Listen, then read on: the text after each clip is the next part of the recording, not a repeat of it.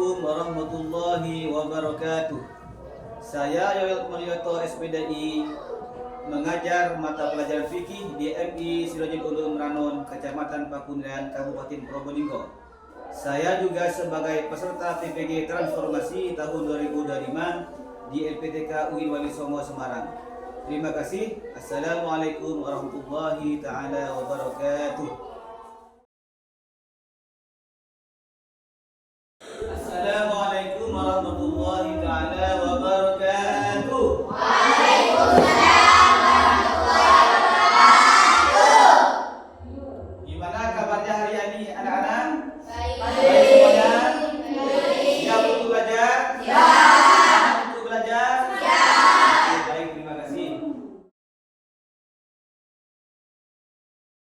Sebelum pelajaran ini kita mulai, marilah kita awali pertemuan hari ini dengan pembacaan doa yang akan dipimpin oleh ketua kelas Mas Bino. Silakan pimpin doa. Siap, dimulai. Bismillahirrahmanirrahim. Allahumma rabbil alamin wa warzuqna rahmatan min Allah wa baila al-qur'an wa ila rahmana min fasahatin wa rahmatan ya rabbal alamin ya rabbal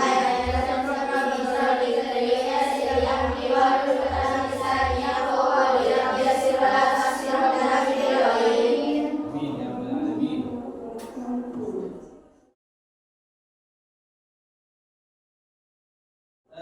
Sebelum kita mulai belajar ini, Pak Guru akan mulai mengabsen kalian satu persatu. Ahmad Nur Alvin, Dir. Rofiki, Dir. Vino Sebastian, Dir. Muhammad Rafiul Islam, Dir.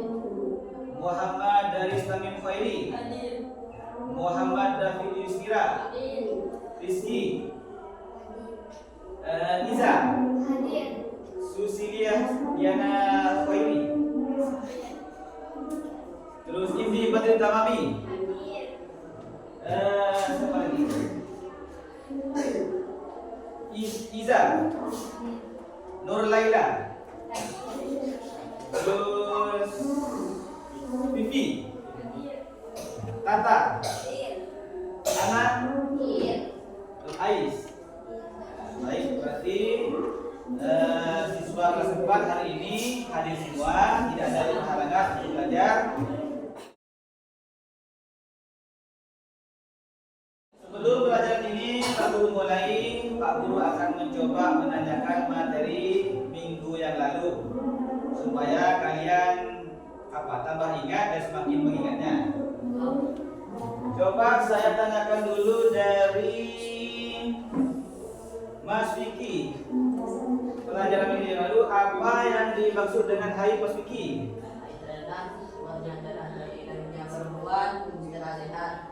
Bagus, betul. Tepuk tangan untuk Vicky.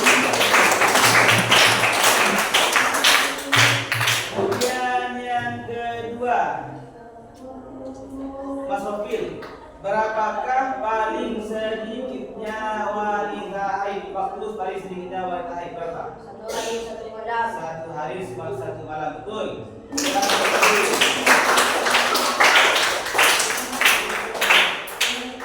Kemudian siapa? Saya coba tanya Mbak Susi, berapakah paling lamanya waktu wanita haid? 15 hari, 15 malam, betul. Kemudian saya coba tanya Mbak Naila, berapakah lazimnya waktu wanita haid? Betul.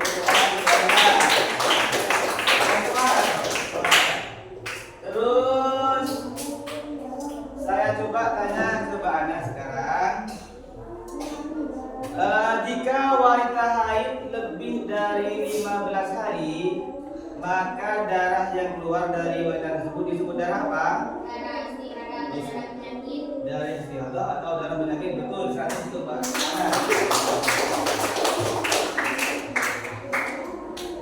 Baiklah, pada hari ini kita akan membahas tentang pelajaran baru, yaitu tentang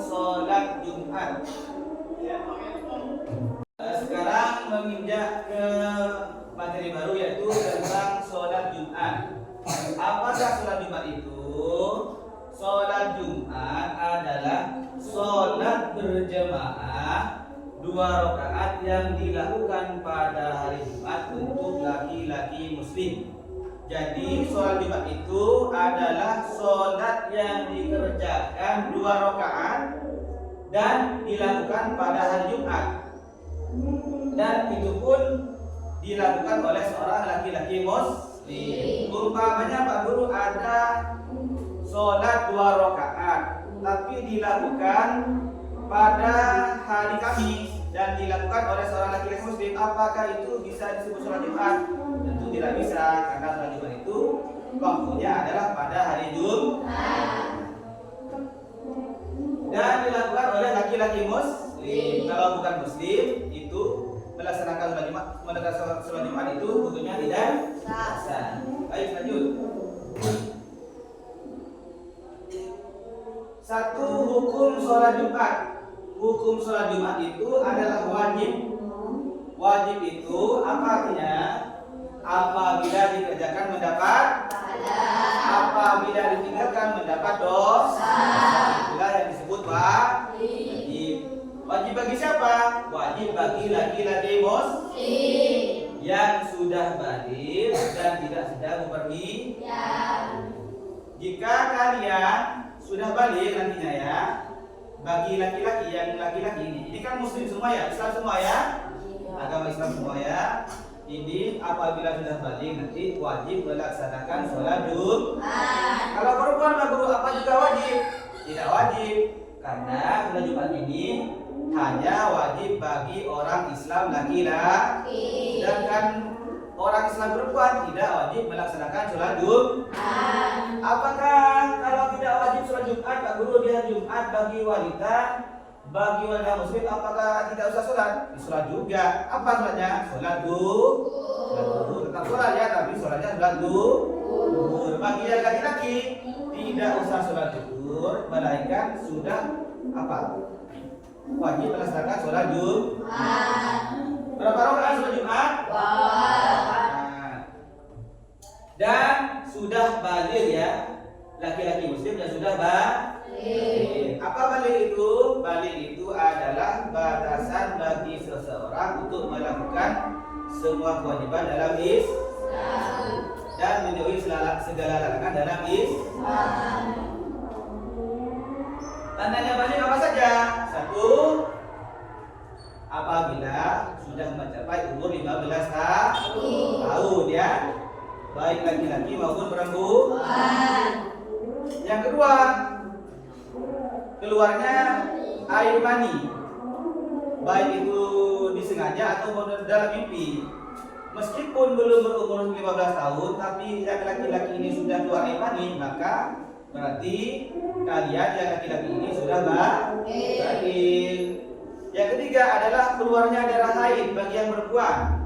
Meskipun kalian nantinya belum mencapai usia 15 tahun, tapi kalian sudah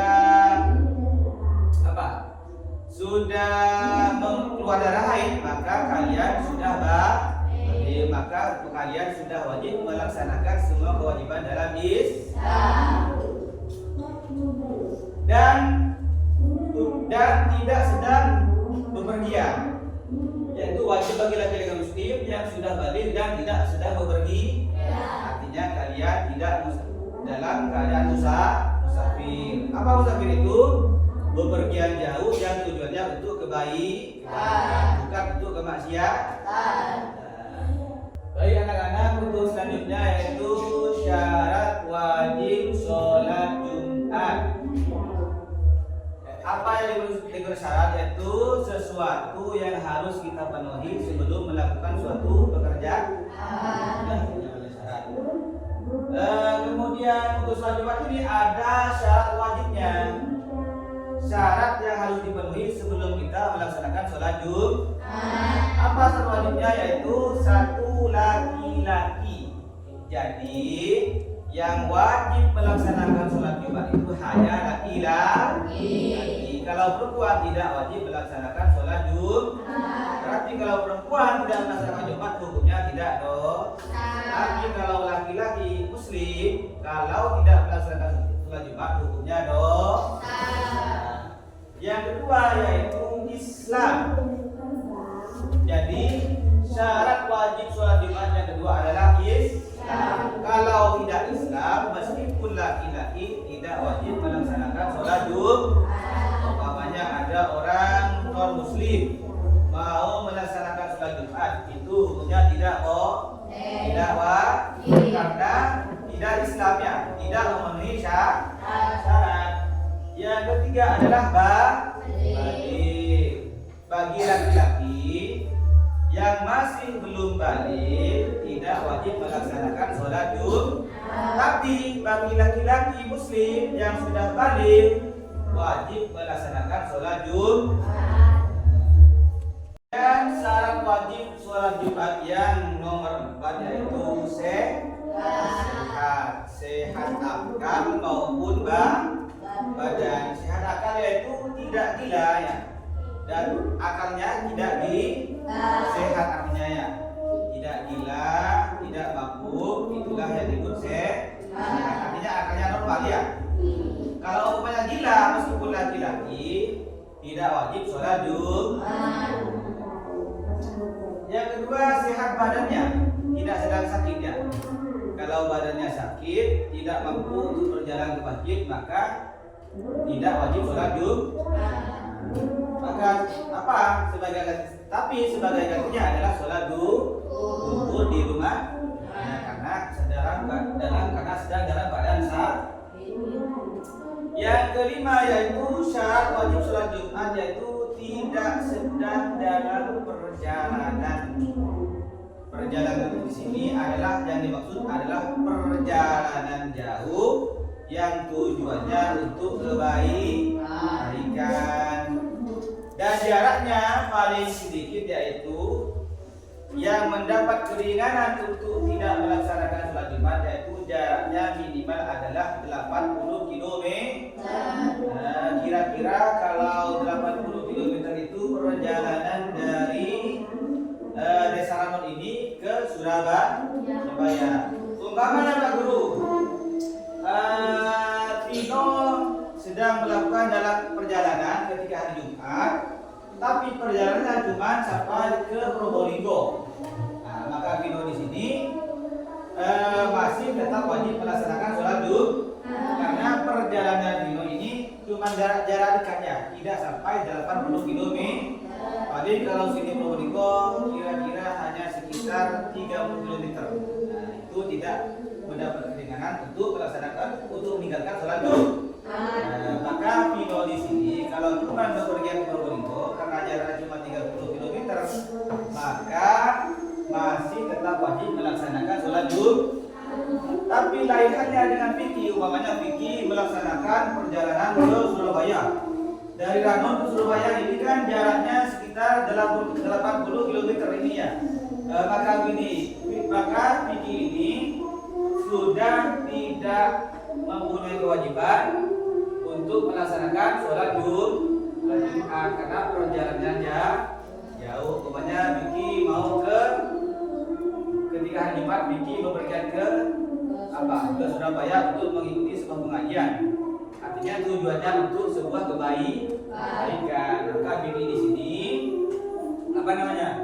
sudah tidak wajib melaksanakan sholat Jumat. Mendapat keringanan artinya Vicky boleh menggantinya dengan sholat zuhur. Akan tapi apabila perjalanannya itu tujuannya untuk kemaksiatan, umpamanya untuk Surabaya mau nonton konser, itu tidak mendapat keringanan. Surabaya umpamanya untuk melakukan kejahatan atau kemaksiatan, itu tidak boleh. Maka di situ tidak mendapat keringanan untuk sholat Jumat karena tujuannya bukan untuk kebaikan. Kemudian berikutnya yaitu tentang syarat sholat Jumat. Untuk melaksanakan sholat Jumat kita juga ada syaratnya ya, supaya sholat Jumat kita menjadi sah ya. Satu, apa saja syaratnya? Satu, dilakukan berjamaah.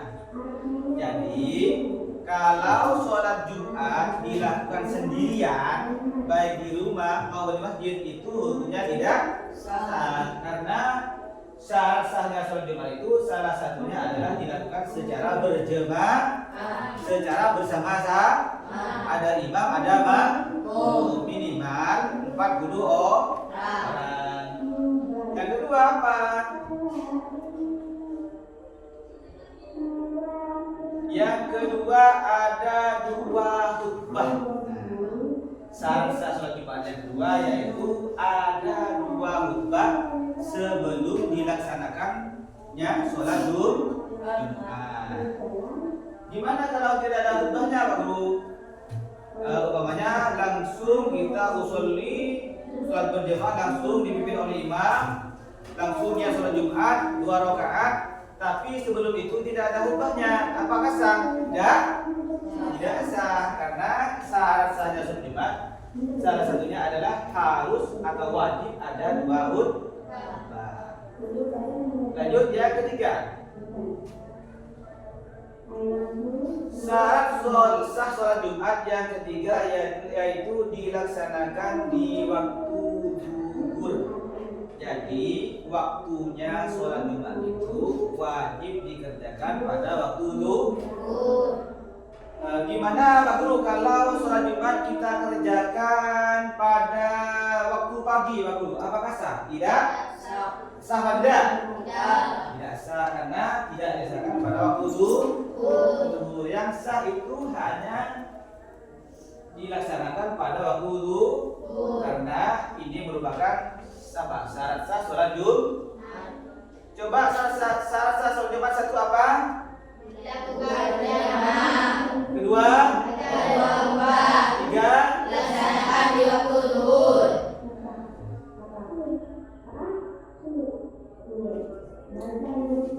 Kemudian kita lanjut ke tata caranya, tata cara sholat Jumat.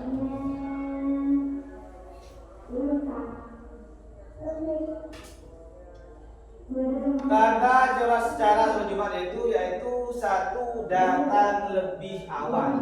Artinya datangnya kita ke masjid untuk melaksanakan sholat Jumat datangnya lebih tidak terlambat. Umpamanya sholat Jumatnya dilaksanakan zuhurnya itu jam 12, maka sebaiknya kita datang pada jam 11. Itu apa? Untuk baca Quran, untuk baca zikir dan lain sebagainya. 2, sholat sunnah. Ketika kita nyampe di masjid dan sebelum melaksanakan sholat Jumat kita alangkah baiknya melaksanakan sholat sunnah. Sholat sunnah tahiyatul masjid ataupun yaitu sholat sunnah qobliyatan Jumat dan lain sebagainya ya. Kemudian khutbah pertama. Tata caranya adalah harus ada khutbah pertama ya. Kemudian yang keempat, khutbah yang kedua. Jadi tata cara sholat Jumat itu ada 2 khutbah, yaitu khutbah yang pertama dan juga khutbah yang kedua. Karena kalau tidak ada 2 khutbah ini, hukumnya sholat Jumat kita tidak sah. Kemudian lanjut sholat Jumat, tata cara sholat Jumat yang ke-5 adalah sholat Jumat 2 rakaat berjamaah. Jadi sholat Jumat itu jumlahnya berapa rakaat? Berapa rakaat? Dilakukan secara sendirian atau berjamaah? Berjamaah. Artinya secara bersama-sama antara imam dan makmum. Kemudian lanjut.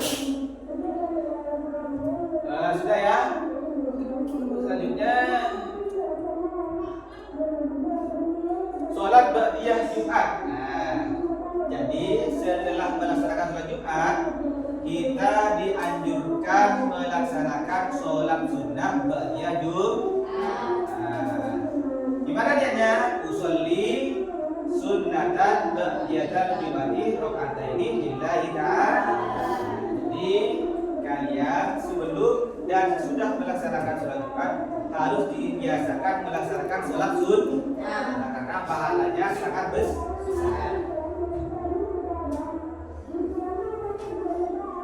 Kemudian kita lanjut kepada berikutnya itu amalan sunnah sebelum sholat Jumat.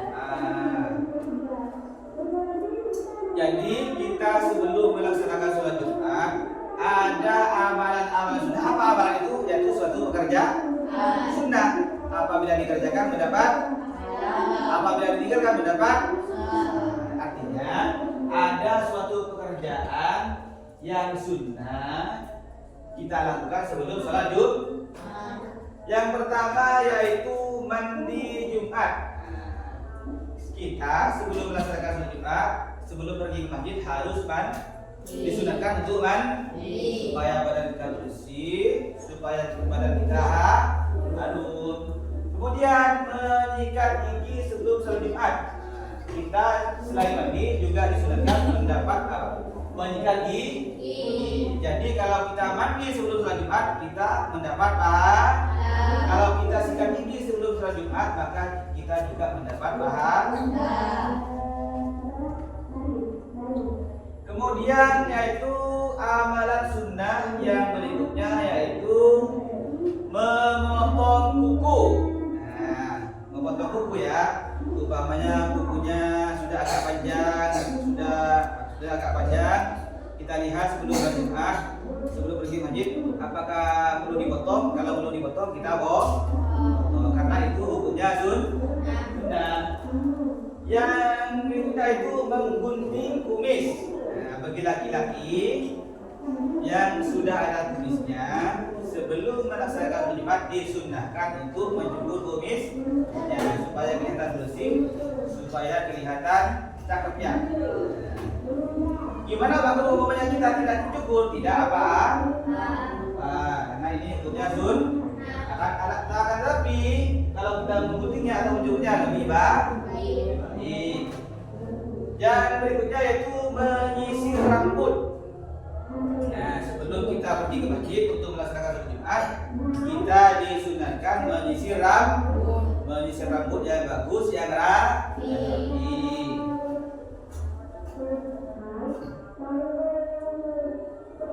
Yang keempat yaitu memakai pakaian yang baik dan bersih.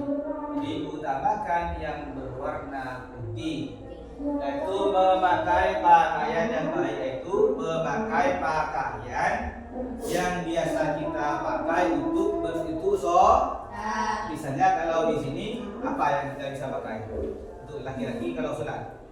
Yang pertama adalah sarung, yang kedua adalah baju koko yang berwarna putih. Kemudian yang ketiga yaitu memakai kopiah, yaitu dari itulah yang disebut pakaian yang contohnya seperti di gambar ini ya. Nah, pakai celana juga tidak apa-apa, yang penting baik dan pantas untuk melaksanakan sholat. Bukan pakaian yang bergambar tengkorak, bergambar sepeda motor yang ada gambar-gambarnya tidak ya. Kurang apa ya? Kurang pantas.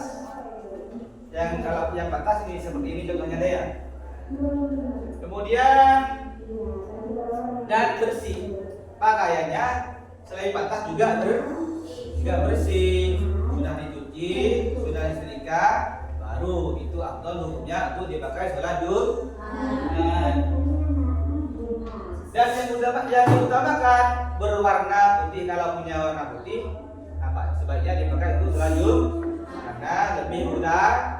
Umpamanya tidak punya baru yang putih baru tidak apa-apa, yang penting bersih dan baiknya. Kemudian yang kelima syarat amalan sunnah sebelum sholat Jumat yaitu memakai wangi-wangian. Tahu wangi-wangian? Apa? Parfum ya. Parfum. Kalau punya parfum kita semprot dulu pakaian kita dengan parfum sebelum sholat Jumat. Karena itu hukumnya adalah sunnah, mendapat pahala.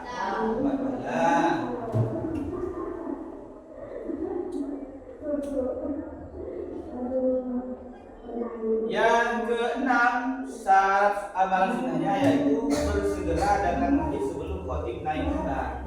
Artinya kita disunahkan untuk cepat-cepat pergi ke masjid, berangkat ke masjidnya sebelum khotib naik ke mimbar. Artinya sebelum khutbah dibacakan, sebelum dimulai kita sudah ada di masjid.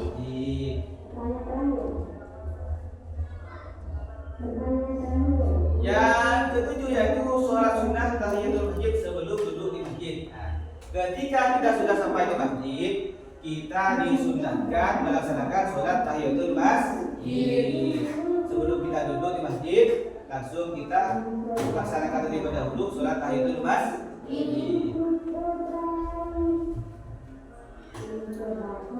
Yang ke berapa ini? Yang ke 8 yaitu membaca Al-Quran. Nah, ketika kita sudah melaksanakan sholat tahiyatul masjid, maka kita disunahkan membaca apa? Membaca Al-Quran. Sudah membaca Al-Quran. Kalau sudah membaca Al-Quran, kita memperbanyak di zikir. Di antaranya apa zikir? Apa kita membaca istighfar, ya, sholawat, tasbih dan lain sebagainya. Dan doa, kita disunahkan berdoa. Apa yang kita inginkan kita doa. Nah, kita harus berdoa. Yang ke-9 yaitu memperbanyak membaca sholawat atas Nabi Muhammad SAW. Jadi kita disunahkan memperbanyak membaca sholawat atas Nabi Muhammad.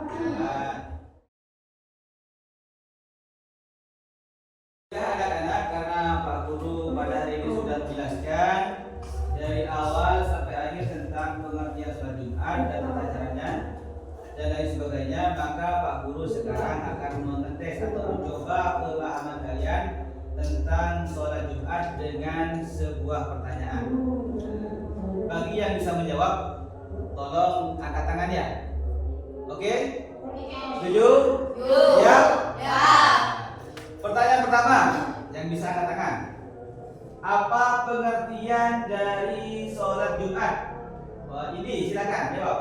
Sholat berjamaah 2 rakaat yang dilakukan pada hari Jumat untuk laki-laki Muslim. Betul.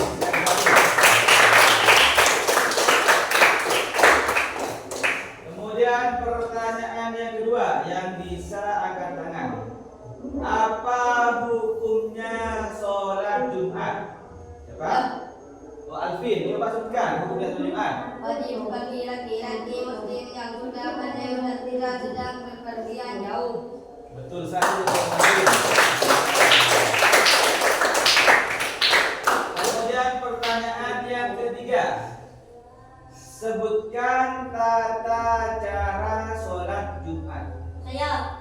Sama Mas Daris. Silakan. 1. Datang lebih awal. 2. Laksanakan sholat sunnah. 3. Khutbah pertama. 4. Khutbah kedua. 5. Sholat Jumat 2 rakaat berjamaah. 6. Sholat ba'diyah Jumat. Tepuk tangan untuk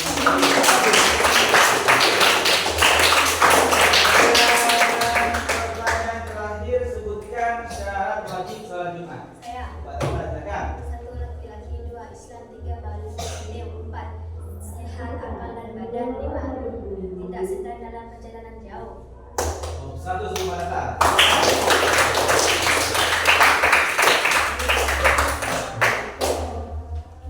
Baiklah, untuk pertanyaan selanjutnya Pak Guru akan memberi pertanyaan kepada kalian yang tujuannya untuk mengetes pemahaman kalian tentang sholat Jumat. Namun pertanyaan kali ini harus dijawab secara bersama-sama dan kompak ya, dan semangat. 1. Apa pengertian dari sholat Jumat? Sholat berjamaah 2 rakaat yang dilakukan pada hari Jumat untuk laki-laki muslim. 100 ya.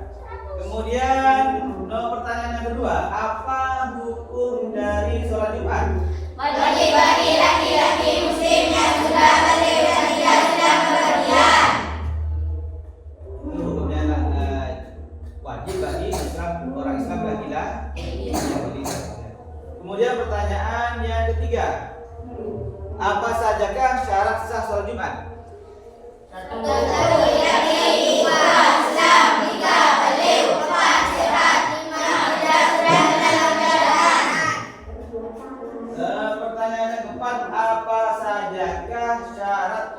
sholat Jumat? 1. Dilakukan berjamaah. 2. Ada 2 umat. 3. Dilaksanakan di waktu zuhur. Kemudian 5. Sebutkan tata cara sholat Jumat. 1. Datang lebih awal. 2. Sholat sunnah. 3. Khutbah pertama. 4. Sholat tarawih. 5. Jumat 2 rakaat jamaah. 6. Selanjutnya. Baik anak-anak, sebelum kita lanjut ke pelajaran praktek kegiatan berikutnya, untuk itu agar lebih semangat dan lebih segar untuk mengikuti pelajaran, Pak Guru akan memberikan kalian beberapa gerakan supaya badan kalian kembali sehat dan semangat. Untuk itu silahkan berdiri. Yuk, silahkan berdiri. Pak Guru akan memberikan 3 gerakan yang bisa membubarkan badan kita, yang bisa menyehatkan badan kita. Setiap satu gerakan yaitu dilakukan selama 8 detik. Coba ikuti Pak Guru dari sekarang ya. Siap? Siap. Angkat tangannya ke depan, ke depan. 1, 2, 3, 4, 5, 6, 7, 8. Angkat tangannya ke atas. 1, 2, 3, 4, 5, 6, 7, 8. Jinjit kakinya.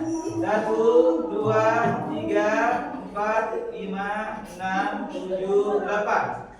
Terus turunkan ke maju ke depan tangannya. 1, 2, 3, 4, 5, 6, 7, 8. Yuk angkat lagi.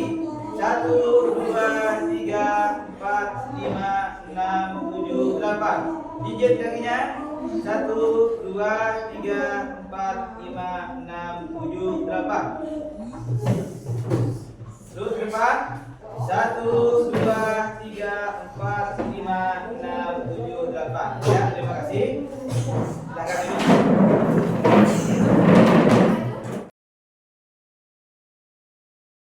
Praktik sekarang ini Pak Guru akan membagi kalian ke dalam 3 kelompok.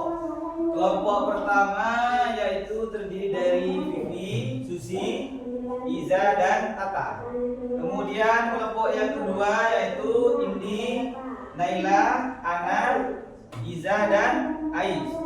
Kemudian kelompok ketiga yaitu dari semua siswa putra ya, siswa bukan siswi ya, dari semua siswa. Untuk kelompok pertama Pak Guru akan untuk kelompok 1 dan 2 Pak Guru akan memberikan tugas yaitu berupa soal sebanyak pilihan ganda dari nomor 1 sampai nomor 10. Dan juga B yaitu akan memberi tugas Pak Guru kepada kalian yaitu mengurutkan atau memberi nama gambar, apakah itu gerakan apa gerakan ruku, apa gerakan sujud, ya disesuaikan dengan gerakannya ya nanti ya. Oke, Pak Guru akan memulai kegiatan ini. Dan untuk yang putra, Pak Guru akan memberikan tugas praktek sholat Jumat. Di situ nantinya ada imam dan juga ada makmum. Sebanyak berapa? 2 rakaat. Satu ini kelompok 2 ya. Silakan kelompok 1 dan kelompok 2 tugasnya dikerjakan. Kemudian untuk kelompok 3 sekarang adalah praktek sholat Jumat. Silakan prakteknya. Silakan berdiri. Ada yang jadi imam, jadi makmum.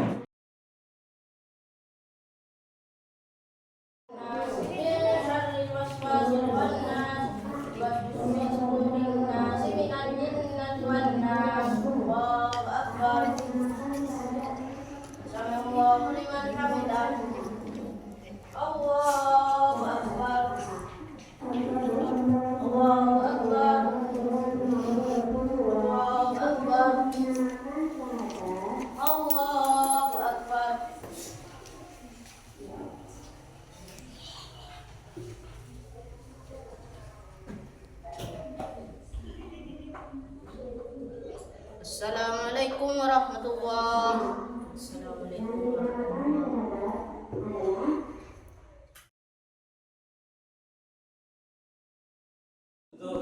berikutnya Pak Guru persilahkan kepada kelompok 1 untuk mempresentasikan hasil diskusinya tentang kegiatan sholat Jumat. Silakan maju.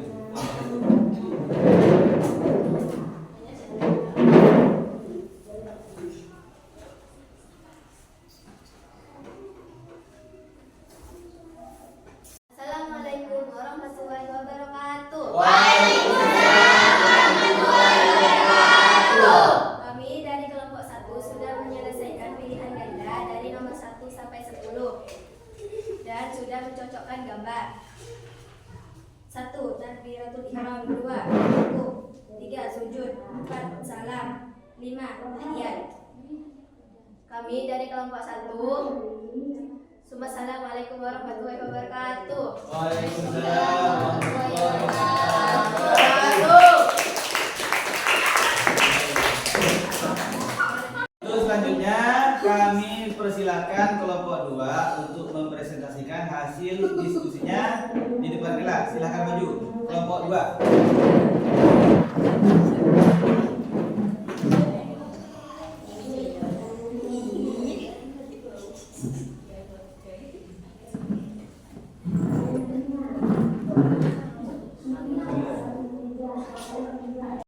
Assalamualaikum warahmatullahi wabarakatuh. Waalaikumsalam warahmatullahi wabarakatuh. Kami dari kelompok 2 telah menyelesaikan tugas dari Pak Guru. Yang nomor 1 ialah pilihan ganda sebanyak 10 soal. Dan kedua adalah telah mencocokkan nama gerakan sholat berikut ini. Nomor 1 ialah takbiratul ihram. Kedua ruku, ketiga sujud, keempat tahiyat, yang kelima salam. Kami dari kelompok 2 mengucapkan Assalamualaikum warahmatullahi wabarakatuh. Waalaikumsalam warahmatullahi wabarakatuh. Baiklah anak-anak, cukup sampai di sini saja pertemuan kita hari ini. Semoga apa yang kita pelajari dari awal sampai akhir menjadi ilmu yang barokah dan manfaat. Amin. Dan kita tutup pertemuan hari ini dengan pembacaan Alhamdulillahirabbil alamin. Wassalamualaikum warahmatullahi taala wabarakatuh.